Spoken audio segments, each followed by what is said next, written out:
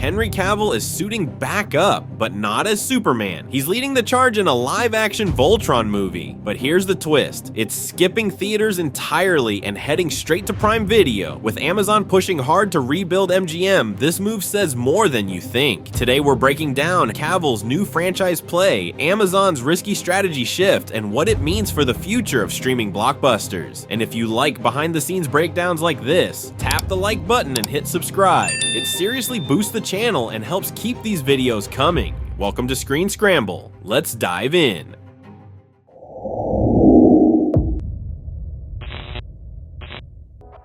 Voltron's long road to live action.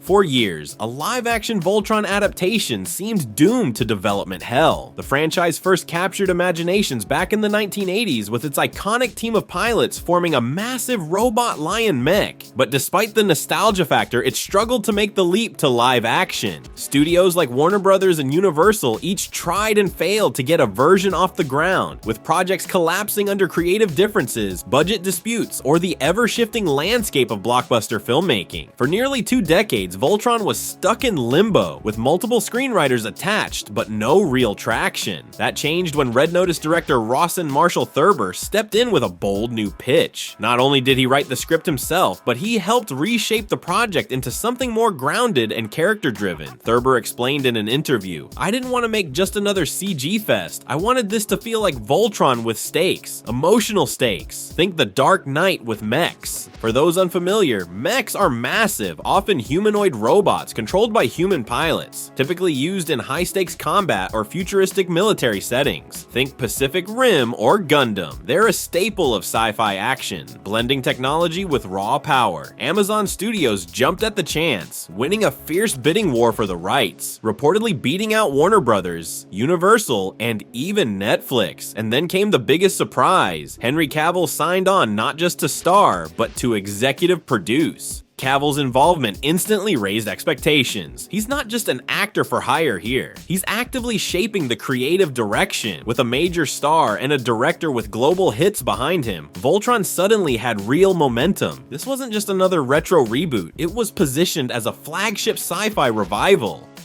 Why Prime Video instead of theaters?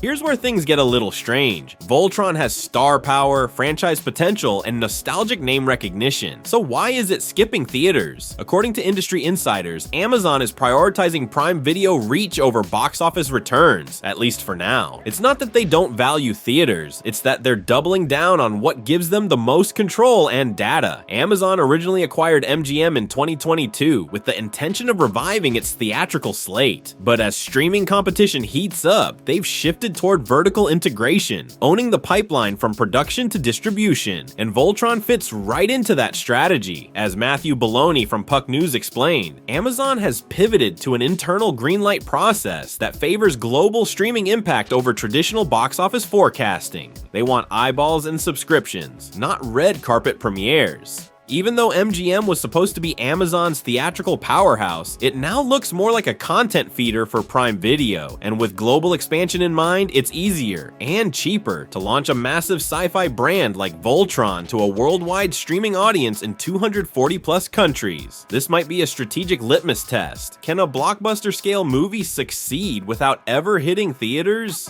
Cavill's comeback vehicle. After parting ways with both Superman and Geralt of Rivia, Henry Cavill was at a career crossroads. Fans were vocal. Many believed he had been unfairly sidelined from 2 of his most iconic roles. So when news broke that Cavill would not only star in, but also produce a live-action Voltron movie, it felt like a calculated comeback, one that gave him both creative control and a fresh franchise. This isn't just another sci-fi gig. Cavill is stepping into a position of power behind the scenes. As executive producer, he has direct influence over the story, casting, and creative direction. That's a major shift from being just a leading man. It's a signal that Cavill is building something for the long haul, and it's not out of nowhere. In interviews over the years, Cavill has repeatedly emphasized his love of genre storytelling and classic IP. He once said, "I've been a fan of fantasy and science fiction my whole life. Whether it's games or books or series, I always want to find characters that I can invest in and help bring to life in a way that respects the fans. Voltron fits that mold perfectly. It's nostalgic, it's visually bold, and it gives Cavill the opportunity to lean into the kind of content he's always been drawn to: heroic, operatic, and mythic in tone. It's also worth noting that Cavill's connection to Amazon is growing deeper. He's already on board to star in and produce their upcoming Warhammer 40k series, a passion project he's openly geeked out about in public. That show is still in development, but it speaks volumes about where Henry Cavill is placing his bets. Voltron then isn't just a one-off. It could mark the beginning of his long-term partnership with Amazon Studios, one where he becomes the face of their new push into premium genre franchises. That said, not everyone is convinced. Amazon has faced criticism in recent years for prioritizing spectacle over substance, sometimes green-lighting projects with misaligned casting, shallow scripts, or overt political messaging that alienated core genre fans. So naturally, some viewers are wary of Cavill partnering with them, but here's the difference. Cavill has a reputation as a lore purist. He's famously walked away from roles when creative teams ignored source material or sidelined story integrity. If he signed on, it likely means Amazon gave him the freedom to protect what matters most, respecting the heart of the original Voltron legacy. And if the project lands, this could do for Cavill what Mission Impossible did for Tom Cruise post-2000s: restore blockbuster credibility while opening the door to total creative control.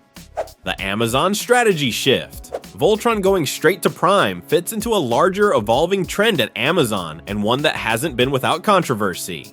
In late 2024, Amazon released Red One, a holiday blockbuster starring Dwayne Johnson and Chris Evans. It had a limited 27-day theatrical run before being pulled and quickly dropped onto Prime Video in December. The move infuriated theater owners. Industry insider Matthew Baloney reported, "Amazon moved Red One to Prime, and theater owners are pissed." That backlash left a mark, so when fans ask, why not give Voltron even a short theatrical run? The answer may lie in that very fallout. Amazon seems to be steering clear of the hybrid release drama, opting for cleaner launches that prioritize Prime Video first. And while Amazon originally acquired MGM to ramp up theatrical releases, their real goal seems bigger: franchise control. That means total ownership of IP, streaming rights, global distribution, even merchandising. When Amazon skips the box office, it gains faster data feedback, tighter brand integration, and zero revenue-sharing headaches. Voltron's streaming-first debut isn't a one-off. It's a calculated move, one that says Amazon's future may not lie in the theater. It may live in your living room.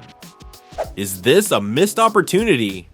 Some fans and analysts believe Voltron is built for the big screen, both visually and culturally. Giant mechs, intergalactic backdrops, and explosive team action all scream for the cinematic treatment. Throw in Henry Cavill's name, and you've got the makings of an event film. So why skip theaters entirely? It's a fair question, especially since Amazon already tested the waters with a short theatrical run for Red One, only to face backlash from theater owners who felt blindsided by its sudden streaming drop. That controversy may have made Amazon hesitant to walk that line again. Going streaming only with Voltron is a cleaner play and gives them full control over rollout, marketing, and reception. Still, some feel this is a missed branding opportunity. With the right trailer and marketing push, Voltron could have revived the legacy of classic sci-fi action for a new generation, especially with Cavill front and center. But streaming first doesn't always mean low impact. Prime Video thrives on momentum, not just spectacle. If Voltron breaks out and dominates conversation online, that social buzz can drive more long-term value than a front-loaded box office weekend. And for Amazon, that's the metric that matters. Plus, a big theatrical debut comes with big risks: high marketing spend, uncertain turnout, and potential embarrassment if the movie flops.